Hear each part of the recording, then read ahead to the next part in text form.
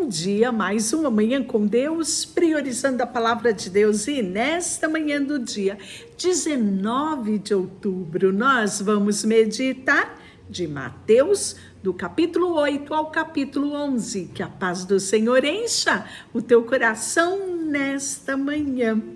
A cura de um leproso é o primeiro texto compartilhado no capítulo 8. Ora, descendo ele do monte, grandes multidões o seguiram. E eis que um leproso, tendo se aproximado, o adorou, dizendo: Senhor, se queres, pode purificar-me. E Jesus, estendendo a mão, tocou-lhe, dizendo: quero, fica limpo. Imediatamente ele ficou limpo da sua lepra. Disse-lhe então Jesus: olha, não digas a ninguém, mas vai e mostra-te ao sacerdote. E faze uma oferta que Moisés ordenou para servir de testemunho ao povo, né? Então, mandou cumprir o que o Pentateuco determinava lá em Levítico capítulo 14, versículo de 1 a 32, que fala sobre o procedimento em relação ao leproso. E aí, logo em seguida, nós temos a cura do servo, do criado, do centurião. Tendo Jesus entrado em Cafarnaum, apresentou-lhe um centurião, implorando a ele: Senhor, meu criado jaz em casa, de cama, paralítico e sofrendo horrivelmente. Jesus lhe disse: eu irei curá-lo. Mas o centurião disse-lhe: Senhor, não sou digno que entres na minha casa, mas apenas manda com uma palavra, e o meu criado, o meu rapaz, o meu servo será curado. Pois também eu sou homem sujeito à autoridade, tenho soldados à minha ordem. E digo a este: vai, ele vai, e ao outro: vem, ele vem, e ao meu servo: faze isso, e ele o faz. Ouvindo isto, admirou-se Jesus e disse aos que lhe seguiam: em verdade vos digo que nem mesmo em Jerusalém achei fé como esta. Digo-vos que muitos virão do Oriente e do Ocidente e tomarão lugares à mesa com Abraão, Isaque e Jacó no reino dos céus, ao passo que os filhos do reino serão lançados fora nas trevas, e ali haverá choro e ranger de dente.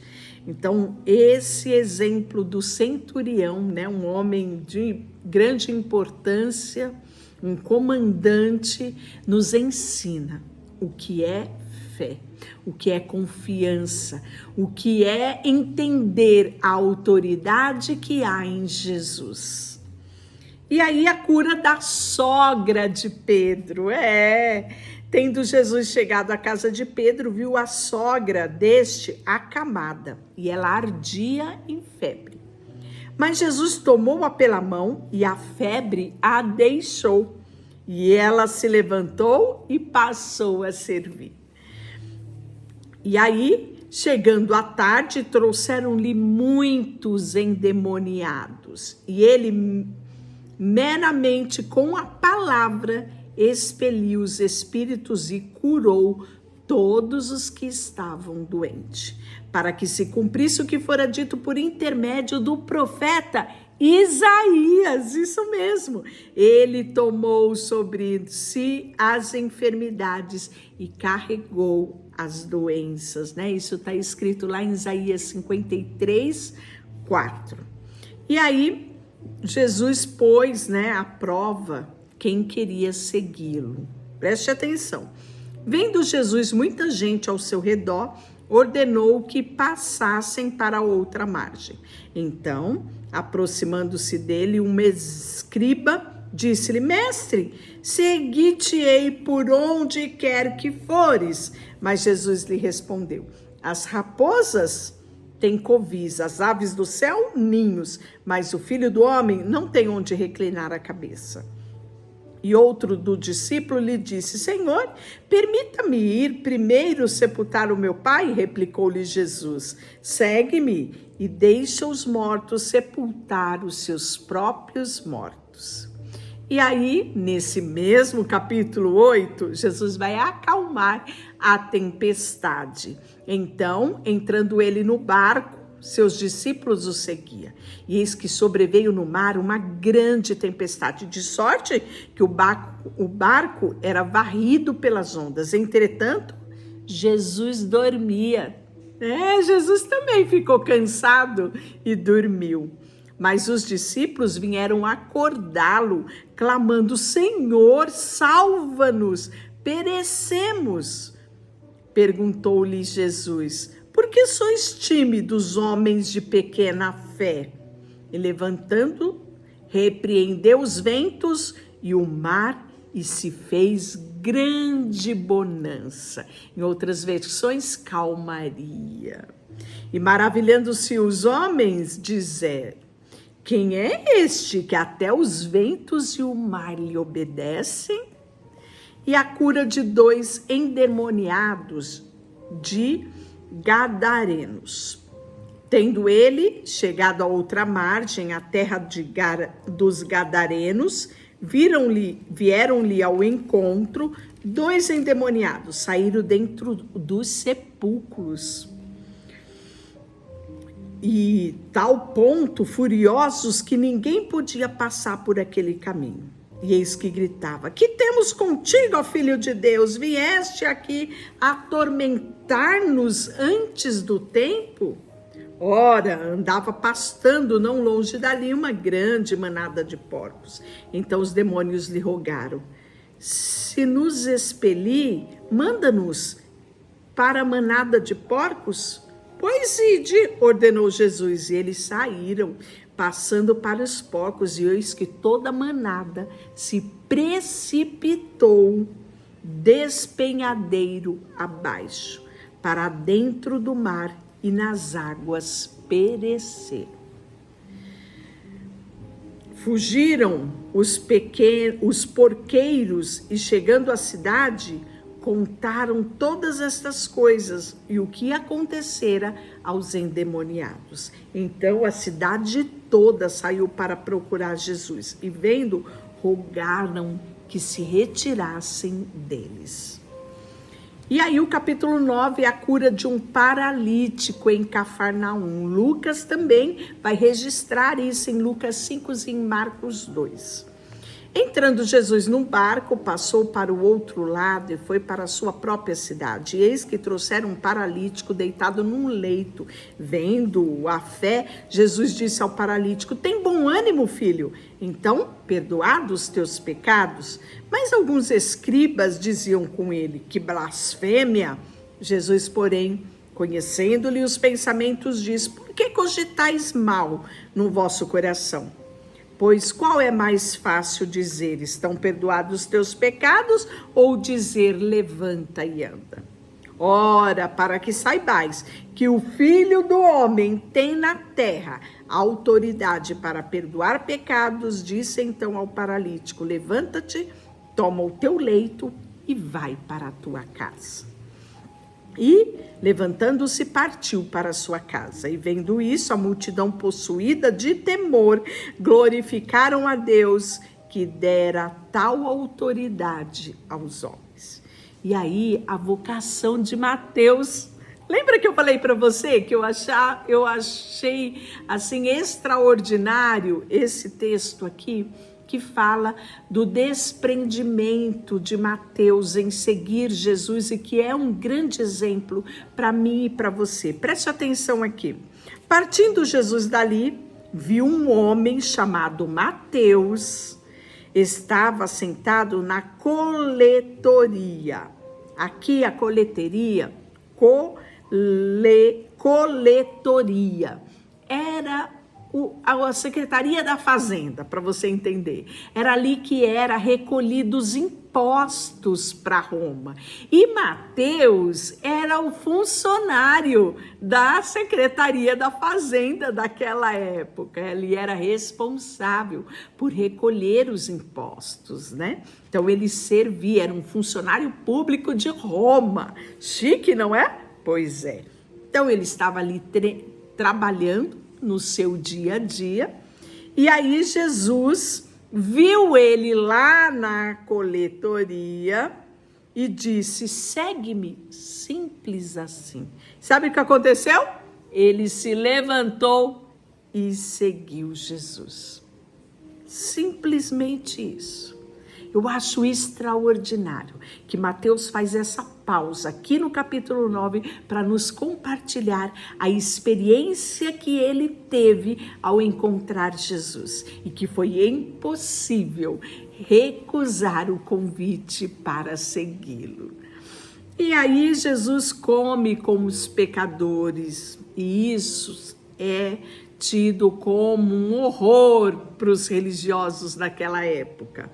E sucedeu que, estando ele em casa, à mesa, muitos publicanos, pecadores, vieram tomar lugar com Jesus e os seus discípulos. Ora, vendo isto, os fariseus perguntavam aos discípulos: por que come o vosso mestre com publicanos e pecadores? Mas Jesus, ouvindo, disse: os sãos não precisam de médico, e sim os doentes. Ide, porém, e aprendei o que significa misericórdia, que eu quero, e não holocausto, pois não vim para chamar justo, e sim os pecadores para o arrependimento. E aí ele vai falar do jejum. Vieram depois os discípulos de João e lhe perguntaram: por que jejuamos nós? E os fariseus muitas vezes e os teus discípulos não jejuam. Respondeu-lhe Jesus: podem acaso estar tristes os convidados para o casamento enquanto o noivo está com eles? Dias virão, contudo, em que lhes será tirado o noivo, e nesses dias hão de jejuar. E ninguém põe remendo de pano novo em veste velha, porque o remendo tira parte da veste e fica a maior a rotura. Nem se põe um vinho novo em odres velhos. Ao contrário, rompe-se o odre, derrama-se o vinho, o odre se perde, mas põe-se vinho novo em odres novos, e ambos se conservam. E aí, nesse mesmo capítulo 9, o pedido de um chefe, isso mesmo, a gente viu do centurião, agora de um chefe. Enquanto estas coisas lhe dizia, eis que um chefe, aproximando-o, adorou e disse: minha filha faleceu agora mesmo, mas vem, põe a mão sobre ela e ela viverá. Sabe quem é esse aqui? Jairo. Aquele não fala o nome, né, desse chefe, mas o texto de Marcos 5:21, Lucas 8:40 nos traz, né, o nome de quem era esse chefe da sinagoga.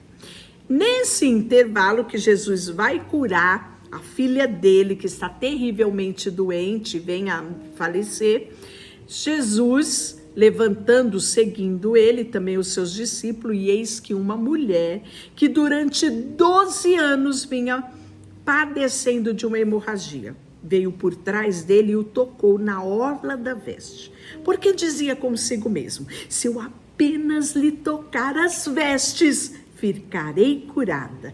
E Jesus, voltando-se, vendo-a, disse: tem bom ânimo, filha, a tua fé te salvou. E desde aquele instante a mulher ficou sã. Lucas também fala sobre isso, né? Lá em Lucas 8:45, traz maiores detalhes dessa história. Lá Lucas fala que Jesus pergunta: quem me tocou? Os discípulos dizem para ele: como, mestre? A multidão te aperta e perguntas: quem me tocou?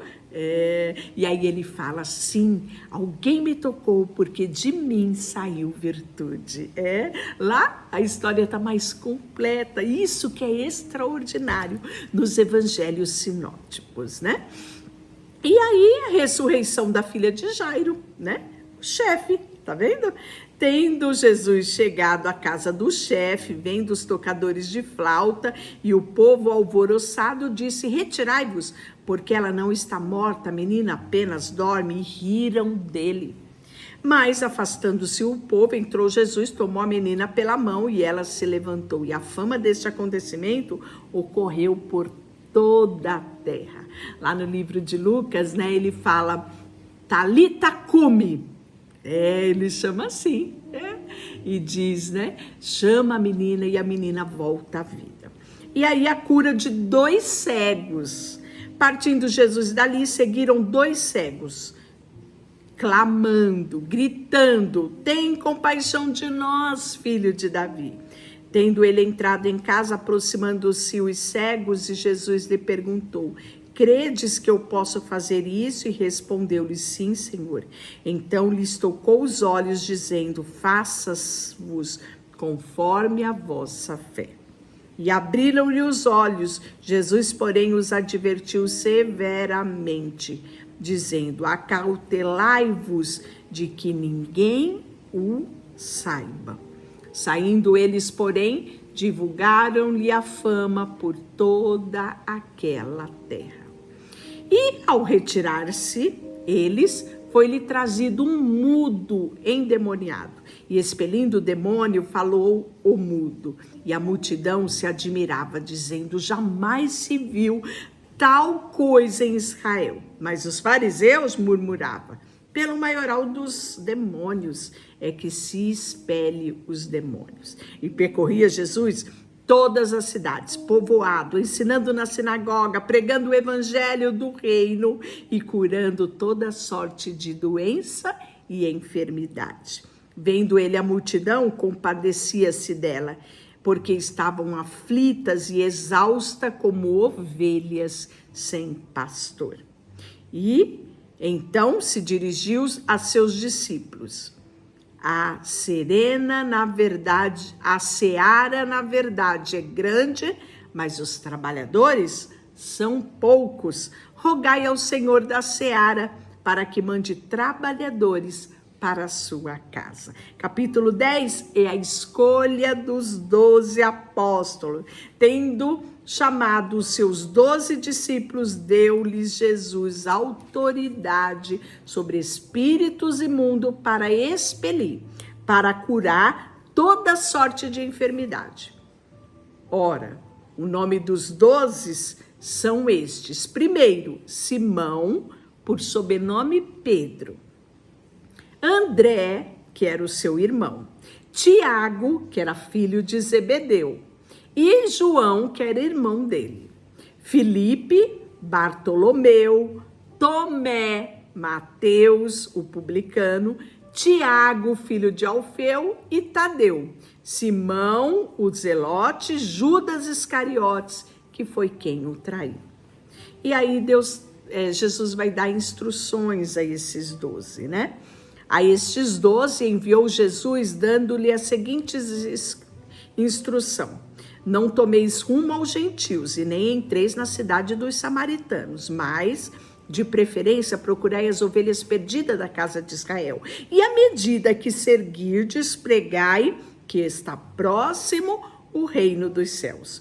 Curai enfermo, ressuscitai mortos, purificai leprosos, expeli demônios, de graça recebeste, de graça dai. Não vos provereis de ouro, nem de prata, e nem de cobre nos vossos cintos, nem alforje para o caminho, nem 2 túnicas, nem sandálias, nem bordão, porque digno é o trabalhador do seu alimento. E qualquer cidade ou povoado em que entrardes, indagai quem nele é digno, e aí ficai até vos retirardes. Ao entrardes na casa, saudai-a. E com efeito, se a casa for digna, venha sobre ela a vossa paz. Porém, se não for, torne para vós outros a vossa paz. E se alguém não vos receber e nem ouvir as vossas palavras, ao sairdes daquela casa, naquela cidade, sacudi o pó dos vossos pés. Em verdade vos digo que menos rigor haverá para Sodoma e Gomorra no dia do juízo do que para aquela cidade. E aí vem admoestações. Eis que vos envio como ovelhas para o meio de lobos. Sede, portanto, prudentes como serpentes, simples como a pomba. E acautelai-vos dos homens, porque vos entregarão aos tribunais e vos açoitarão nas sinagogas. Por minha causa sereis levado à presença de governadores, de reis, para lhes servir de testemunho, e eles e os gentios. E quando vos entregarem, não cuideis em como ou não haveis de falar, porque naquela hora vos será concedido o que haveis de dizer. Visto que não sois vós o que falais, mas o Espírito do vosso Pai é quem fala em vós. Um irmão entregará à morte o outro irmão, pai ao filho haverá que se levantarão contra os progenitores e o matarão. Sereis odiado de todos por causa do meu nome. Aquele, porém, que perseverar até o fim, será salvo. Quando, porém, vos perseguides numa cidade, fugi para outra. Porque em verdade vos digo que não acabareis de percorrer as cidades de Israel até que venha o Filho do Homem. E aí ele vai falar dos estímulos, ele vai falar das dificuldades. Olha só, não penseis que vim trazer paz à terra. Não vim trazer paz, mas espada.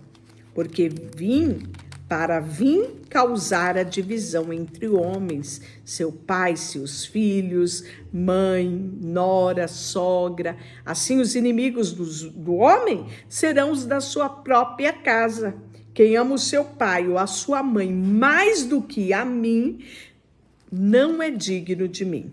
Quem ama seu filho ou a sua filha mais do que a mim, não é digno de mim. Quem não toma a sua cruz e vem após mim, não é digno de mim. Quem acha a sua vida, perdê-la-á. E quem, todavia, perde a vida por minha causa, achará-la. As recompensa. Quem vos recebe a mim, me recebe. E quem me recebe, recebe aquele a quem me enviou. Quem recebe um profeta, no caráter de profeta, receberá galardão de profeta. Quem recebe um justo, no caráter de justo, receberá galardão de justo. E quem der a beber, ainda que seja um copo de água fria, a um desses pequeninos, por ser este meu discípulo, em verdade vos digo que de modo algum perderá galardão. E aí nós vamos ver que o capítulo 11, Jesus prega nas cidades. Tendo acabado de Jesus de dar as instruções aos seus 12 discípulos, partiu dali para ensinar e pregar nas cidades dele, né? Então, vai ser nesse momento que João vai enviar um discípulo, mensageiros a Jesus. Quando João ouviu no cárcere, né, ele estava preso, lembra dessa ocasião? Herodes mandou prendê-lo. Falar das obras de Cristo, mandou por seus discípulos perguntar-lhe: e tu é aquele que estava para vir, ou a vez de esperar outro? E Jesus respondeu e disse: ide anunciai a João o que estás ouvindo e vendo. Os cegos veem, os coxos andam, os leprosos são purificados, os surdos ouvem, os mortos são ressuscitados, pobres está sendo pregado o evangelho. É bem-aventurado aquele que não achar em mim motivo de tropeço. Jesus vai dar testemunho de João, né? O percussor de Jesus. Então, partindo eles, passou Jesus a dizer a respeito de João: que saíste a ver no deserto? Um caniço agitado ao vento? Sim, que saíste a ver. Um homem vestido de roupas finas? Ora, os que vestem roupas finas assistem nos palácios reais. Mas para que saíste? Para ver um profeta? Sim, vos digo, e muito mais que profeta. Esse é de quem está escrito: eis aí que envio adiante da tua face o meu mensageiro, o qual preparará o teu caminho diante de ti. Em verdade vos digo, entre os nascidos de mulher, ninguém parece maior do que João Batista, mas o menor do reino dos céus é maior do que ele. Desde o dia de João Batista até agora, o reino dos céus é tomado por esforço, e os que se esforçam se apodera dele. Guarde isso na sua mente, viu? E aí, né, Jesus vai falar das cidades impenitentes, que ai delas, e vai finalizar, né, falando sobre ser ele o salvador dos humildes. Tudo me foi entregue por meu Pai. Ninguém conhece ao Filho senão ao Pai, e ninguém conhece ao Pai senão o Filho, aquele a quem o Filho quiser revelar. E aí por fim ele fala: vinde a mim, todos que estão cansados e sobrecarregados, e eu vos aliviarei. Tomai sobre vós o meu jugo e aprendei de mim, porque sou manso e humilde, e encontrareis descanso para a vossa alma, porque o meu fardo é leve e o meu jugo é suave. Deixa eu orar por você. Senhor, nesta manhã, colocamos diante de ti o nosso coração. E que bom, Senhor, é saber que o teu jugo é suave, o teu fardo é leve. Em ti podemos descansar. E por isso queremos declarar hoje que tu és o nosso Senhor, o nosso Salvador, em quem confiamos tudo que temos e somos. Em nome de Jesus, amém? Deus te abençoe. Curte aí esse vídeo e compartilha com mais alguém.